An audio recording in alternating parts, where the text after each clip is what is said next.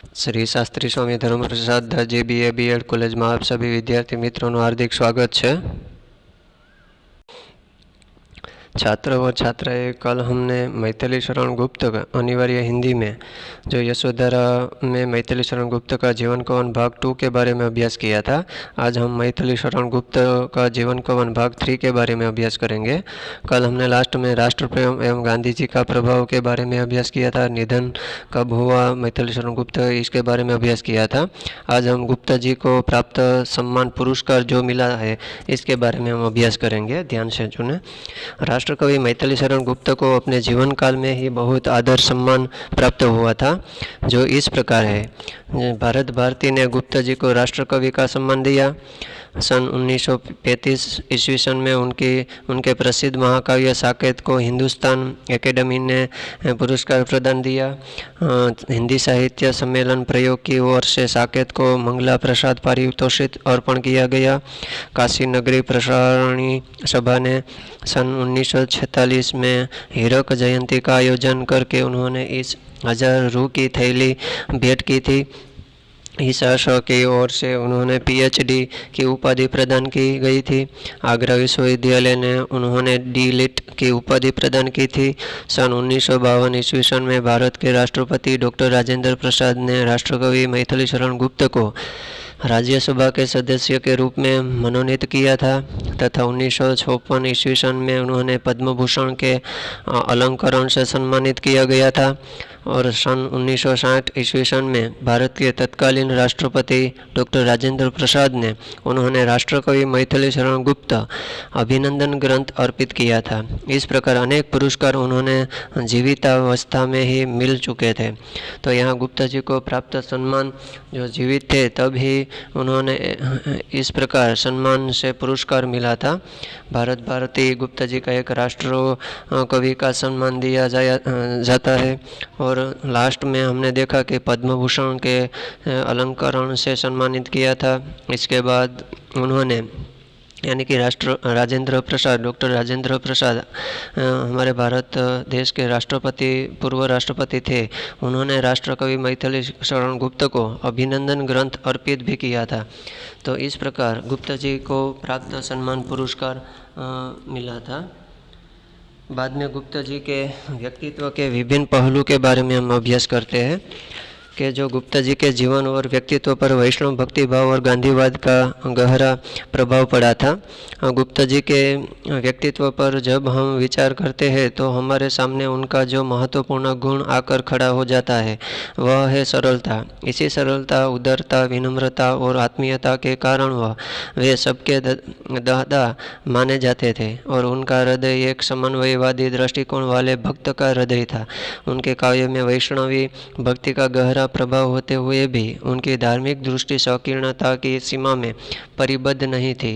यही कारण है कि साकेत की रचना करने वाले कवि काबा करबला की भी रचना कर सका है और राम भक्ति के साथ द्वापर में कृष्ण की महत्ता का गायक भी वह हो सका है। तो यहाँ गुप्ता जी के जो व्यक्तित्व और विभिन्न पहलू के बारे में जो बताया गया है वो एक भक्तिभाव और गांधीवाद का गहरा उसके ऊपर प्रभाव पड़ा था। और गुप्ता जी का जो व्यक्तित्व हम जो विचार करते हैं तो हमारे सामने उनका जो महत्वपूर्ण गुण आकर खड़ा हो जाता है यह है सरलता। और इसी सरलता और उदारता और विनम्रता को आत्मीयता के कारण वे सबके दद्दा माने जाते थे। उनका हृदय भी एक समन्वयवादी दृष्टिकोण वाले एक भक्त का हृदय था जो वैष्णवी भक्ति का गहरा उसके ऊपर प्रभाव पड़ा था और धार्मिक दृष्टि से संकीर्णता की सीमा में भी परिबद्ध नहीं थी। यही कारण है कि साकेत में ही रचना करने वाले श्री कवि काबा करबला की भी रचना उन्होंने की थी। राम भक्ति के साथ साथ द्वापर में कृष्ण की महत्ता का नायक भी वह हो सका है। उनके व्यक्तित्व की दूसरी विशेषता है मानवतावादी दृष्टिकोण। प्रेम उनके हृदय का महान खजाना था। इसी मानवतावाद से प्रेरित परिप्रेरित होने के कारण वे मनुष्य के बीच के भेद को व्यर्थ समझते थे। उन्होंने गाया है कि अनर्थ है कि बंधु ही न बंधु ही व्यथा हरे, वही मनुष्य है कि जो मनुष्य के लिए मरे। तो यहाँ व्यक्तित्व की ये दूसरी विशेषता है, मानवतावादी दृष्टिकोण, और प्रेम उनके हृदय का महान खजाना है जो यहाँ दिखने को मिलता है। सादगी उनके व्यक्तित्व की तीसरी विशेषता है और सादगीपूर्ण जीवन और उच्च कोटि का चिंतन उनका जीवन मंत्र था। वह सादगी वस्त्रों में भी थे, व्यवहार में भी थे।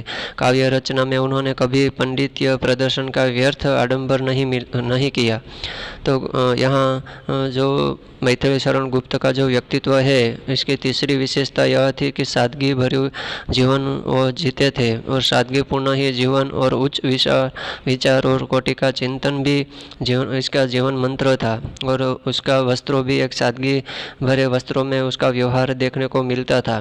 गुप्ता जी के प्रमुख कृतियाँ को हम देखते हैं। गुप्ता जी की काव्य यात्रा का आरंभ ब्रज भाषा की कविता से हुआ था, किंतु वे शीघ्र ही खड़ी बोली में लिखने लगे। प्रथम दो कृतियाँ रंग में भंग तथा भारत भारती के बाद गुप्ता जी की अनेक मौलिक एवं अनुदित काव्य कृतियाँ प्रकाश में आई। मौलिक कृतियों में जयद्रथ वध, पंचवटी, द्वापर, साकेत, यशोधरा, जय भारत इत्यादि विशेष रूप में उल्लेख है। और अनुदित रचनाओं में मेघनाथ वध, उमर खय्याम की रुबाइया, वीरंगना इत्यादि महत्वपूर्ण है। तो यहाँ मौलिक कृतियों भी सामने आती है कि जयद्रथ वध हो, पंचवटी हो, द्वापर हो, साकेत हो, यशोधरा हो कि जय भारत हो इत्यादि विशेष रूप में उन्होंने उल्लेख किया है। और रचनाएं भी है जैसे मेघनाथ वध, उमर खय्याम की रुबाइया और वीरंगना इत्यादि महत्वपूर्ण उनकी अनुदित रचनाओं भी देखने को मिलती है। तो उपर्युक्त महत्वपूर्ण कृतियों के अवलोकन से यह स्पष्ट होता है कि गुप्ता जी के काव्यों में पर्याप्त रूप वैविध्य तथा विषय वैविध्य है। तो यहाँ हम उपसंहार लास्ट में देखते हैं। राष्ट्रकवि मैथिली शरण गुप्त ने 20वीं सदी के आरंभ के साथ अपनी काव्य यात्रा का आरंभ किया था और सदी के मध्य तथा उसके कुछ वर्ष बाद उन्होंने 40 से ऊपर मौलिक काव्य कृतियाँ प्रस्तुत की। इसके अतिरिक्त उनके अनेक अनुदित कृतियाँ भी हिंदी जगत को समर्पित की। जीवितावस्था में ही अनेक सम्मान पुरस्कार प्राप्त करने के बाद 13 दिसंबर 1967 को उनका पार्थिव शरीर पंचभूत में विलीन हो गया, परंतु उनका साहित्यिक शरीर, उनका साकेत और साकेत में भगवान राम के मुख से दिया गया संदेश इस भूतल को ही स्वर्ग बनाने आया, अब भी हमारे कानों में गूंजता है और हमें उन्नत जीवन की प्रेरणा देता है।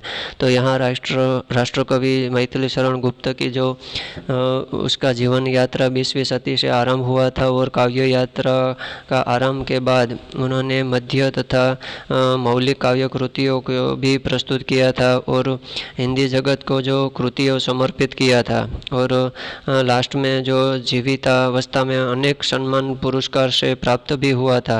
और उन्हीं के बाद 13 दिसंबर 1967 को उन्हीं का शरीर, जो पार्थिव शरीर, पंचभूत का शरीर जो है वो विलीन हो गया था और उनका साहित्यिक शरीर, उनका यानी कि साकेत, और साकेत में भगवान राम के मुख से जो दिया गया संदेश था काव्य के जरिए कि इस भूतल को ही स्वर्ग बनाने आया, ऐसा ही मैथिली शरण गुप्त ने लिखा था।